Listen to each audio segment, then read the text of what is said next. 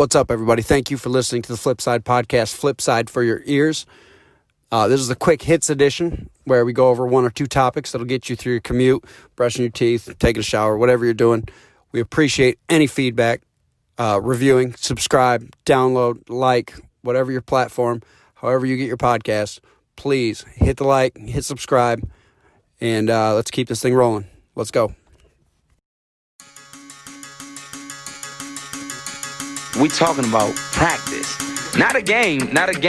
We talking about practice. Practice, man. I mean, how silly is that?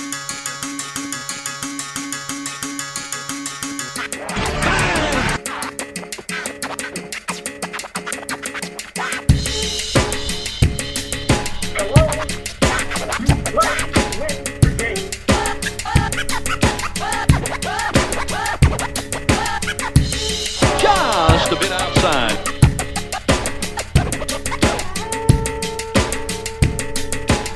Oh my! He's on fire! What's up, everybody? Thank you for joining the Flipside Podcast. Thanks for making time for us today. We're going to recap the NBA, which wrapped up their game ones of round one. And let me just say that it's been a long road. A lot of flattening of curves and restarts and protocols and all of this to lead to the promised land, which is playoff basketball. The first game we'll cover tonight was the Miami Heat and the Indiana Pacers out east, the 4-versus-5 matchup. The Miami Heat took down the Pacers 113 to 101. Miami was led by Jimmy Butler, who stuffed the stat sheet with 28 points, added 4 steals and 2 blocks. The Pacers led by T.J. Warren, who had 22 points on 4 of 5, shooting from 3-point, 8 rebounds, 4 steals as well. This series seems like it's going to be a 7-game series. I really hope it is, because these teams are competitive. They're fun to watch. Indiana brings a more physical style of play, and Miami just shoots. They move fast, and they shoot a lot of threes, and they shoot a lot of threes well. They were second in the league in 3-point percentage this year, and they look dangerous. They're deep. They can defend the perimeter, and they can score from the perimeter. And Jimmy Butler's a big reason for it. Bam Adebayo and Duncan Robinson, Kelly Olynyk, all these guys are contributing and can contribute from the outside. And Indiana, obviously, they're physical with Miles Turner and savvy guards like Malcolm Brogdon, but the onslaught that T.J. Warren has bestowed upon the league in this restart is something to behold. Because, I mean, we knew coming out as a rookie, as a younger player, what he could do. He showed flashes of this in Phoenix, where he'd go on scoring rampages, but nothing to this level, nothing this consistently, and nothing this efficiently. So I look forward to watching some more of that series, and hopefully it drags out a bit, because it's really fun to watch. Out west, the Houston Rockets took down the Oklahoma City Thunder 123 to 108. The Rockets led by James Harden's 37 points and 11 rebounds. He was 6 of 13 shooting from 3. And Oklahoma City got 29 out of Danilo Gallinari. And Chris Paul was 1 assist shy of a flat triple-double, meaning 20, 10, and 10. He finished with 20 points, 10 rebounds, and 9 assists. This, to me, was a huge win for the Rockets. I mean, I know that they're favored to win this, and that they have a better team on paper, but Oklahoma City's dangerous. Oklahoma City's been dangerous all year. It's leadership. It's Chris Paul. I mean, they've been well coached. They're definitely the surprise of the season. When Chris Paul got shipped over to Oklahoma City, you kind of thought that it was Oklahoma City dumping Russell Westbrook and going into full rebuild. But here they are as the 5 seed in the West. And the reason this was huge to me was all along I thought that the Rockets are the most dangerous team. I mean, a team that could really do some damage in these playoffs under these circumstances. And and that has a lot to do with this being a huge win has a lot to do with the reason that we thought that Oklahoma City was in full rebuild was Russell Westbrook, and he's out. He's dealing with a hamstring injury, and for them to pull off a win, at least extending the series, was huge because when Westbrook comes back, I think the Rockets are going to be a real problem because in the past the Rockets have gotten criticism for running out of gas, and Harden and Westbrook, or Harden and Chris Paul, just play a lot of games. They play all the games. They play as many minutes as they can, and come playoff time, they seem to run out of gas. Their shots come up short. They seem flat. And now that they're rested, we get to see what the two super high energy players in Harden and Westbrook can do in the playoffs. And this game just ensures that it's one more game that the Rockets can hold on until Russell Westbrook can rejoin the team. So I love the fact that the Rockets won this game. I like Oklahoma City, but I really want to see these Rockets at full strength because I think they can really do some damage. And then the two number one seeds were in action. We'll start with the Milwaukee Bucks. Milwaukee dropped one pretty handily to Orlando, the 8 seed, 122-110. Orlando led by Nikola Vucevic, who scored 35 points and 10 rebounds and was 5 of 8 from the three-point line. Milwaukee led by who else? Giannis, the league MVP, most likely. If people are sane, he's the league MVP. And he gave us 31, 17, and 7. And I'll jump back to that one. It ties into the next one. But the Lakers, the 1 seed in the West, took on the Portland Trailblazers, who were the 8 seed. And the Blazers won that one 100-93. Damian Lillard scored 34 points on 6 of 13 shooting from 3. Hassan Whiteside added 5 blocks. It's a lot of blocks. But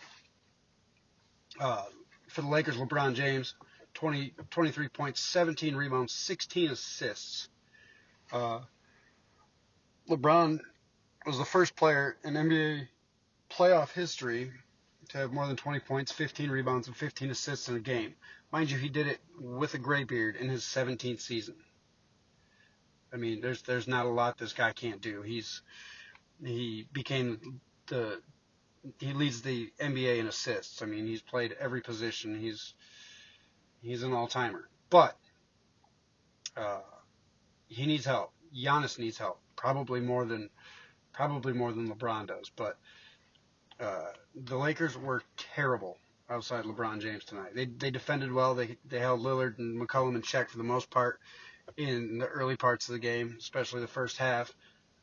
But they can defend the perimeter. And while Portland seems to be a matchup issue, they match up across the board pretty well with the Lakers, with the one exception being they have nobody that can stop LeBron. And a lot of people thought coming into this that it was Gary Trent was going to be the answer. And you watch him and you realize how much bigger than Gary Trent LeBron James is, and he can get to the hoop whenever he wants. Don't let this game fool you. This was an anomaly. I mean, Lillard hit a couple shots that were way deep, but that's just what he does. You can kind of expect it going forward, but what you can't expect is for the Lakers to go 5 of 32 from 3-point. 5 of 32. That's 15%. 15.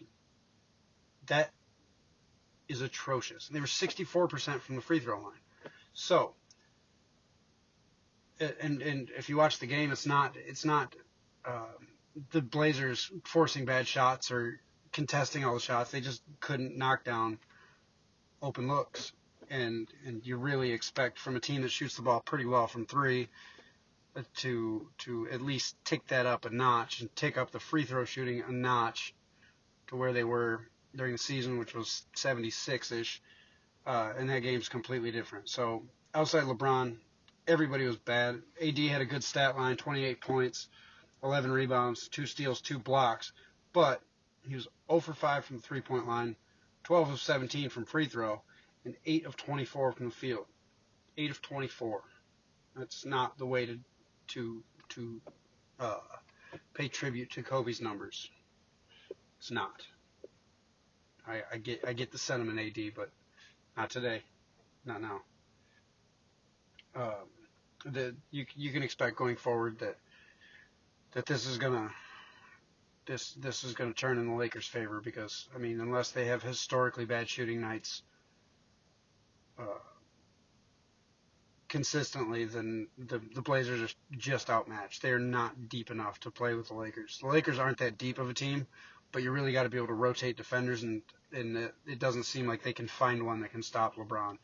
So look for the Lakers to pull away in this one. I think the Lakers have a better chance of pulling ahead than Milwaukee does, because if LeBron's number 2 steps up, he's one of the best players on the planet, and Anthony Davis. If Giannis's number 2 steps up, it's Chris Middleton, who's a good player. He's an all-star, but he's not Anthony Davis, and he's not able to give you 40 and 12 like Anthony Davis can do on occasion. So look for this Lakers series to swing back LA's way.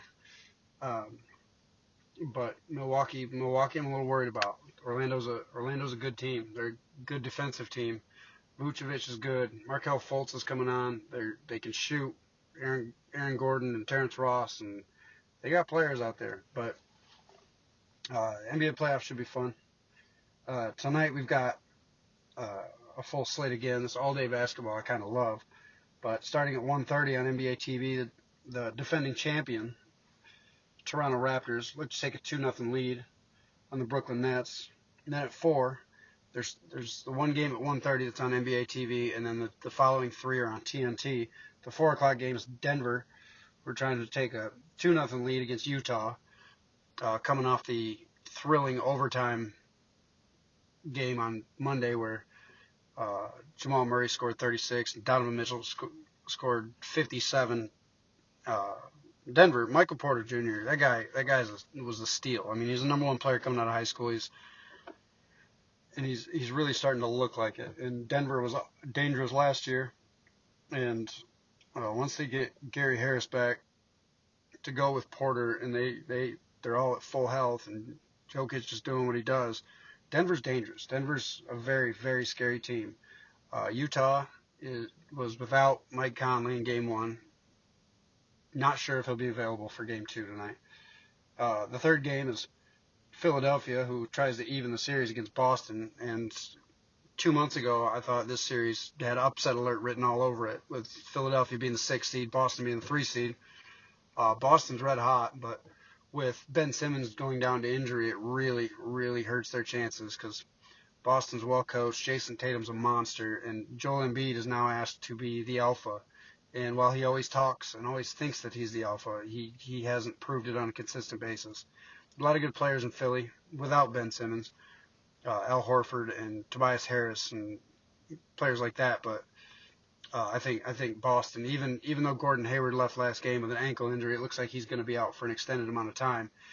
Boston still looks like they're just too much for Philly, and the only thing Philly can do for Embiid really to control his own narrative, because he's kind of getting a soft narrative around him. Like he's not durable, and he can't lead, and he crumbles, and all of that. This is a perfect time. He doesn't have to win this series.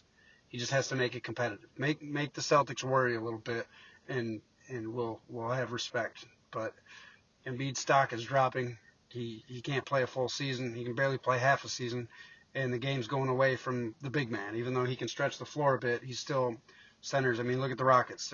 Their center's PJ Tucker. He's like 6'6", and shoots from the corner. So Philly's in trouble, but I'd like to see him make it competitive for Embiid's sake and for entertainment purposes. And then the 9 o'clock matchup is my upset alert. This one, the Dallas Mavericks take on the LA Clippers. The Clippers took a 1-0 lead on Monday.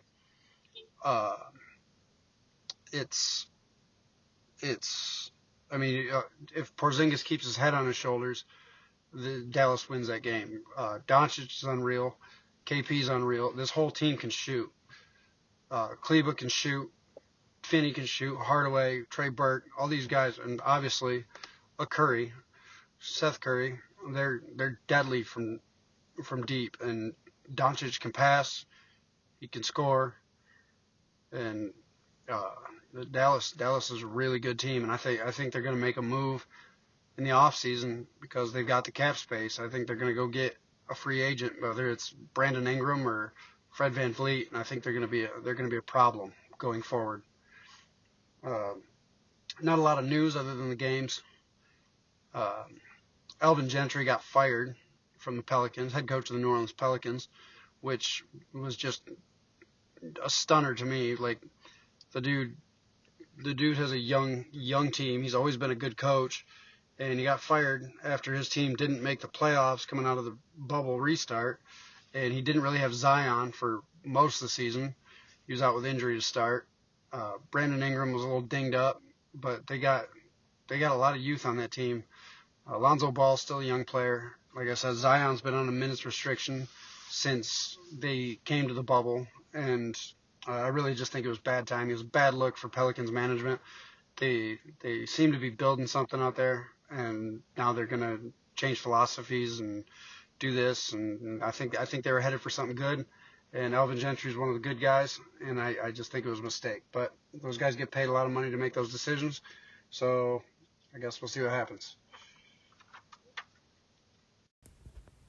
Thank you for tuning in to the Flipside Podcast, Flipside for your ears. Again, like, subscribe, download, leave a review, and see you next time. Thank you.